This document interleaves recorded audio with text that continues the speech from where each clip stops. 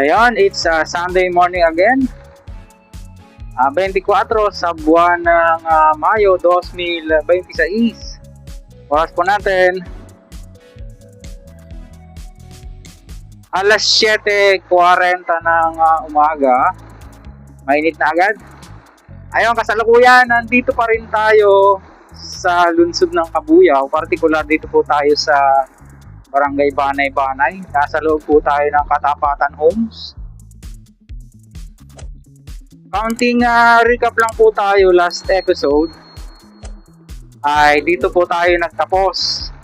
At napansin po nung isa nating masugid na taga-subaybay, parang wala na yung terminal ng tricycle dito saka yung talipapa. Check natin. Oo. Baka binawalan na yung terminal dito kasi dati nandiyan yung terminal paglampas ng Argo eh. Anyway, update po natin itong PNR and SCR mula po dito sa Katapatan papunta po doon sa Banlig Station naman, no? Alam natin yung alignment. So wala na nga. Ito may kinatirang konti. Ito na lang siya, oh. Ito pinilipat dito. Tapos yung terminal ng tricycle ay wala na kasi sakop pala siya. Ayan siya, oh. Sakop siya ng alignment. So ito na yung mga poste niya, oh. Tapos nandito yung launching gantry na yellow. Ayan. Tapos dyan tayo galing last episode. Kakanan tayo dito. Ayan na siya. It's the JB. Sako pa rin po ito ng contract package S06 hanggang Calamba po yan from Cabuyao. Pero dito muna tayo yung unang episode natin ngayong araw. Dito tayo sa mula Katapatan o dito sa Banay-Banay papunta doon sa Banlig Station. Ayan. Ito papunta po ng ano yan, Southville. St. Joseph.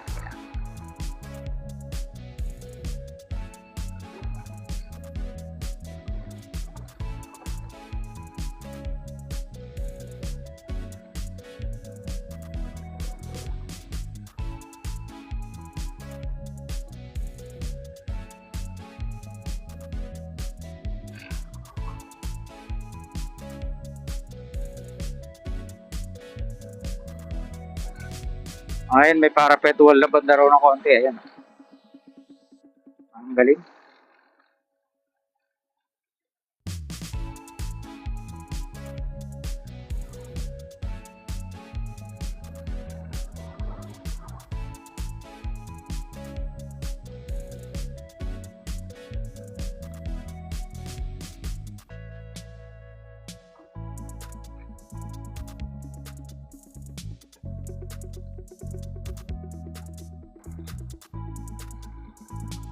Dito maganda ng tingnan, no? Kahit po sa kuha ng aerial shot natin, ganda.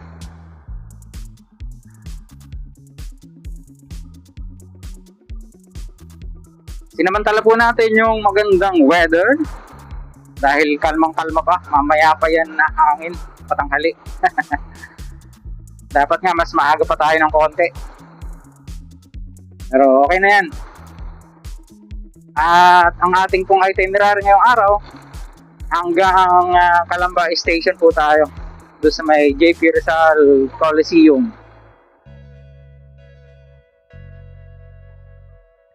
Damay na rin po ito na itong natin yung Banlig Depot nitong NSCR dito po sa lungsod ng Calamba.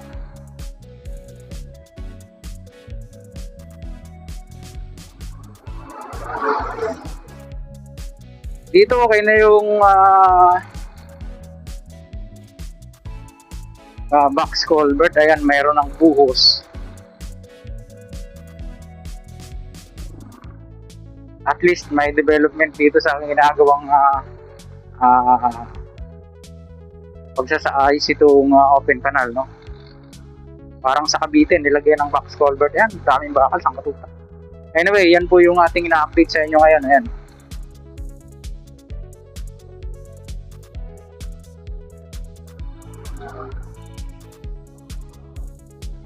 Tanaw na natin yan kanina dun sa drone. Dito halos kompleto na yung parapet wall niya. Ganda tingnan yan, no?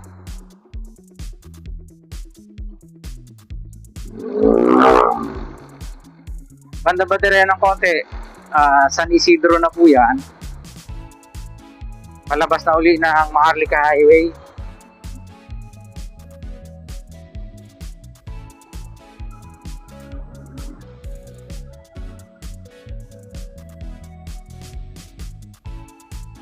Mayroong binanggit dati si Sir Gerald Stinson na mayroon daw siya nakitang riles na karga-karga na ng mga truck. O hindi lang alam kung saan in-store, no? Gaano kaya kahahaba? Ayun. So, isa po yan sa mga abangan natin dito in the near future. Kasi susunod yan, malamang lalagay na ng riles yan. Single viaduct po yan, double track.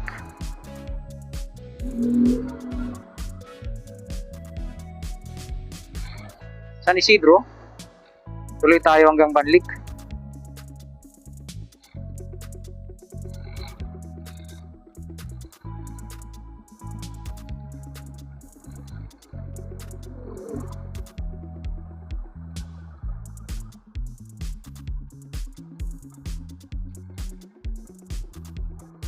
Mayroon po kasing request sa atin.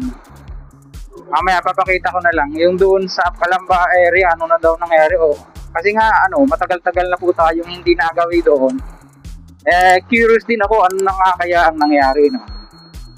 Yan po yung isa sa mga katanungan na ating pong susubukan na bigyan ng kasagutan ngayong araw. Aroy. Sira ang kalsada rito. Sa tapat po naman ng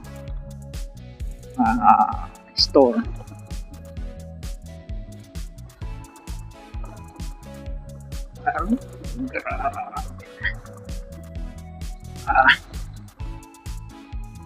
Dito okay na, wala nang patlang. Buong buo na, no? Yung parapet wall niya. Paganda tingnan. Pipinturahan kaya yan. Pero kahit hindi, kaganda tingnan, ano?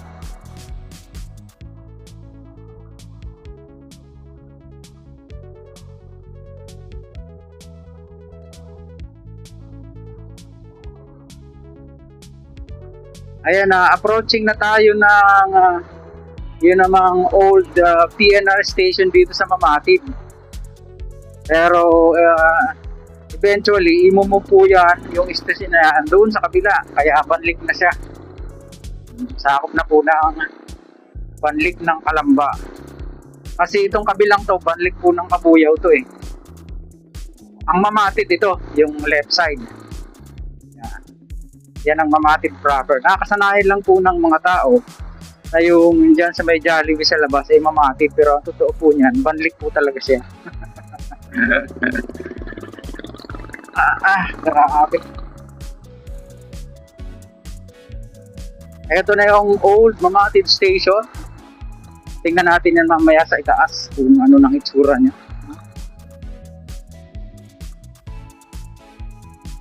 Silipin natin dito, then diretso tayo doon sa may maglalagay ng bagong istasyon ng Banlik. Mayroon na rin mga may mga files na rin, Oo. Ikot tayo.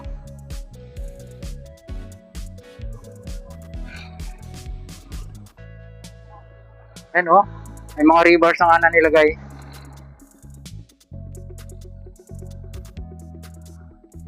Kanan po tayo dito.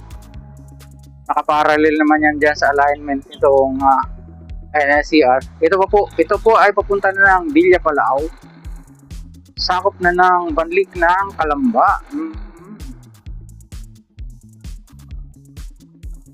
Tapos, nung nakaraang vlog natin, nasilip natin yung paglalagyan mismo ng istasyon. Kasi, obviously, malapad siya kaysa sa normal na yung size niya, no? Saka, yan din naman yung sinasabi dun sa vlog ni Sir Bayo Cyber. Yan. Sir, good morning po. Sir Bayo Cyber. Wala siyang masyadong upload ngayon. Hindi ko nakikita eh. Kung gusto nyo po ng detailed, kasi tayo, on-site tayo eh. Tapos yung actual na footage ng ground shot natin and then sa aerial shot. Pero siya more on details. So, meron din siyang tawag dito, drone shot, pero ano lang yun, reference na lang yun. Ito na po yun. Yan yung may bakod na yan. Rebars na rin. Wow, andito na pala yung mga poste.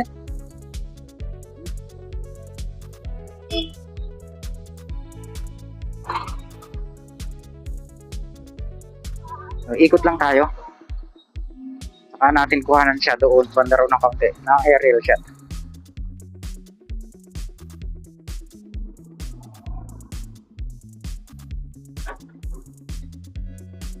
Tanyonti, mayroon na siyang siyang convenience store ba? Yan, Dali. Morning, sir.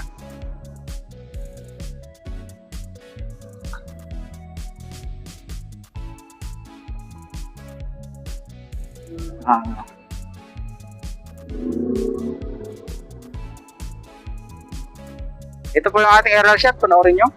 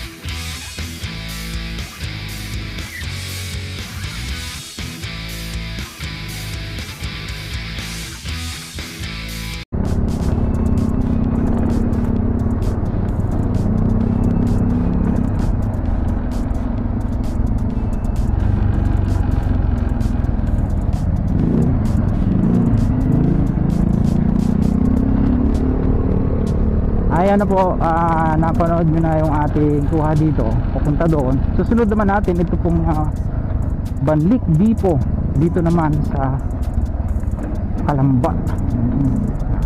Mga ilang po napagawi sa ating pong munting channel. Sana huwag na kalimutang mag-like at mag-subscribe. Pakipindot po ang notification bell para lagi po kayong updated anytime na mag-upload po tayo ng video. Ito pong muli si Kabayang Alex, lagi nagpapaalala, mag-ingat po tayo, lagi tayong manalangin. Salamat sa Diyos.